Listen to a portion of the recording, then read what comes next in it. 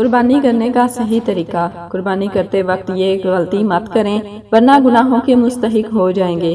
بسم اللہ الرحمن الرحیم۔ السلام علیکم ورحمۃ اللہ وبرکاتہ۔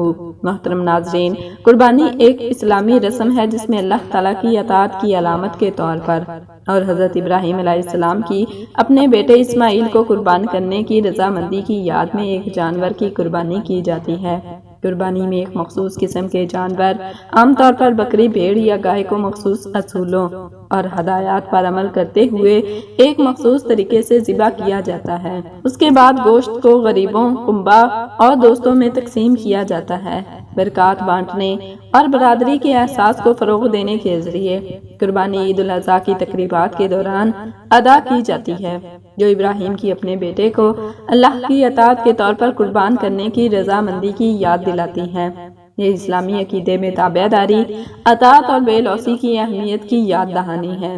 قربانی کا مقصد یہ ہے کہ اللہ کے حکم کی اطاعت کا مظاہرہ کرنا، اپنے بیٹے کو قربانی کرنے کے لیے ابراہیم کی رضامندی کی یاد دلائیں، غریبوں اور مسکینوں کے ساتھ برکتیں بانٹیں، برادری اور یکجہتی کے احساس کو فروغ دیں، اللہ سے معافی اور رحمت طلب کریں۔ یاد رکھیں، قربانی اسلام میں ایک اہم عبادت ہے اور اس کے قواعد و ضوابط پر اخلاص اور عقیدت کے ساتھ عمل کیا جانا چاہیے۔ قربانی ان لوگوں کے لیے ایک لازمی عبادت ہے جو اس کی استطاعت رکھتے ہیں۔ یہ حضرت ابراہیم علیہ السلام کی سنت اور انبیاء کی روایت ہے۔ قربانی اللہ کا قرب حاصل کرنے کا ذریعہ ہے۔ یہ اللہ کی خاطر اپنی خواہشات اور مادی اموال کو قربان کرنے کی آمادگی کی علامت ہے۔ قربانی گناہوں کی معافی مانگنے کا ذریعہ ہے۔ یہ آخرت میں بہت بڑا اجر رکھتا ہے۔ قربانی کسی کی روح اور مال کو پاک کرنے میں مدد کرتی ہے۔ یہ مسلمانوں کے درمیان اتحاد کے بندھن کو مضبوط کرتا ہے۔ یہ غریبوں اور ضرورت مندوں کے ساتھ ہمدردی اور سخاوت کا درس دیتا ہے۔ شکر گزاری قربانی اللہ کی نعمتوں پر شکر ادا کرنے کا ایک طریقہ ہے۔ عاجزی، یہ کسی کے دل کو عاجز کرتا ہے اور اللہ کے سامنے ان کے مقام کو یاد دلاتا ہے۔ یاد رکھیں، قربانی کا اصل جوہر اس کی قربانی، ہمدردی اور سخاوت کے جذبے میں پنہاں ہے، نہ کہ صرف عمل میں۔ اللہ ہماری قربانی کو قبول فرمائے اور ہمیں اپنی رحمت اور بخشش سے نوازے۔ قربانی کے بارے میں رسول اللہ صلی اللہ علیہ وسلم کا فرمان مبارک: عید الاضحیٰ کے دن سب سے پہلا کام جو ہم کرتے ہیں وہ نماز ادا کرنا ہے، پھر گھر لوٹ کر قربانی کرتے ہیں۔ عید الاضحیٰ کے دن ابن آدم کوئی ایسا عمل نہیں کرتا جو اللہ کے نزدیک قربانی کے جانور کے خون بہانے سے زیادہ پسندیدہ ہو۔ قربانی کا جانور آپ کے والد ابراہیم علیہ السلام کی سنت ہے۔ آپ نے ایک مینڈا قربان کیا اور آپ بھی قربانی کی علامت کے طور پر ایک مینڈا، بکرا یا گائے یا اونٹ کی قربانی کریں۔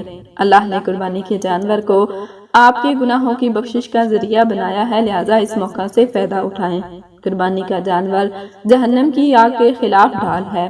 حضرت محمد صلی اللہ علیہ وسلم کے یہ ارشادات قربانی کی اہمیت اور فضائل پر زور دیتے ہیں، مسلمانوں کو اس عبادت کو خلوص اور عقیدت کے ساتھ ادا کرنے کی ترغیب دیتے ہیں۔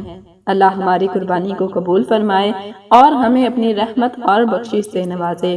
قربانی ان لوگوں پر فرض نہیں ہے، نابالغ، وہ لوگ جو ابھی بلوغت کو نہیں پہنچے ہیں، عام طور 12-13 سال سے کم عمر کے لوگ، وہ لوگ جو ذہنی طور پر غیر مستحکم یا بے ہوش ہوں، وہ جو غلام یا اسیر ہوں، مسافر، وہ لوگ جو سفر کر رہے ہوں اور 15 دن یا اس سے زیادہ کسی جگہ مقیم نہ ہوں، غریب، فقیر، وہ لوگ جن کے پاس نصاب یعنی قربانی کرنے کے لیے کم از کم مطلوبہ رقم نہیں، مقروض، وہ لوگ جو اپنے قرض ادا کرنے سے قاصر ہوں، حمل یا دودھ پلانے والی عورتیں اگر ان کی طرف سے قربانی کرنے کے لیے محرم مرد سرپرست نہ ہو۔ یہ افراد قربانی کرنے کے پابند نہیں، لیکن وہ عید الاضحیٰ کے موسم میں دیگر عبادات اور خیرات میں حصہ لے سکتے ہیں۔ یاد رکھیں، انفرادی حالات کے بارے میں رہنمائی کے لیے کسی علم دوست، اسلامی اسکالر یا امام سے مشورہ کرنا ہمیشہ بہتر ہے۔ اگر کوئی قربانی کرنے پر قادر ہے لیکن وہ نہ کرے تو آخرت میں اس کے نتائج بھگتنا پڑ سکتے ہیں۔ نبی کریم صلی اللہ علیہ وسلم نے فرمایا، جس کے پاس قربانی کی استطاعت ہو لیکن وہ ایسا نہ کرے تو وہ ہماری عید کی نماز کے قریب نہ آئے۔ ایسے افراد ہو سکتے ہیں روز قیامت ان سے ان کی غفلت کے بارے میں سوال کیا جائے گا، وہ قربانی سے وابستہ برکات اور انعامات سے محروم رہ سکتے ہیں۔ اللہ کی ناراضگی کے تابع ان کی نافرمانی سے اللہ کی ناراضگی ہو سکتی ہے۔ قربانی کو نظر انداز کرنے سے ان کو انکار کرنے والوں سے تشبیہ دی جا سکتی ہے۔ یہ نوٹ کرنا ضروری ہے کہ قربانی ان لوگوں کے لیے ایک فرض ہے جو اس کی استطاعت رکھتے ہیں اور بغیر کسی معقول وجہ کے اسے نظر انداز کرنے والے کے روحانی نتائج ہو سکتے ہیں۔ تاہم مذمت کی بجائے ہمدردی اور حوصلہ افزائی کے ساتھ ایسے حالات سے رجوع کرنا ہمیشہ بہتر ہے۔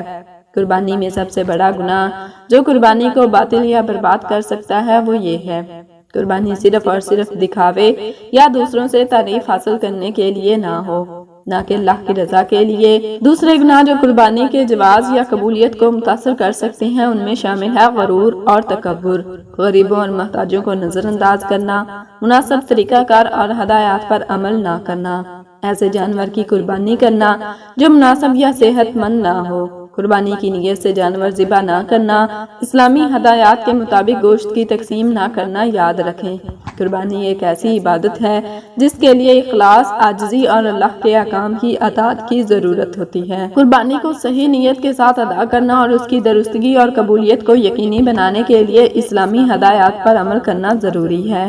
اللہ تعالی ہمیں قربانی کرنے کی توفیق عطا فرمائے اور مقبول و منظور فرمائے اور ہمیں حضور پاک صلی اللہ علیہ وسلم کی سنت پر عمل کرنے کی توفیق عطا فرمائے، آمین۔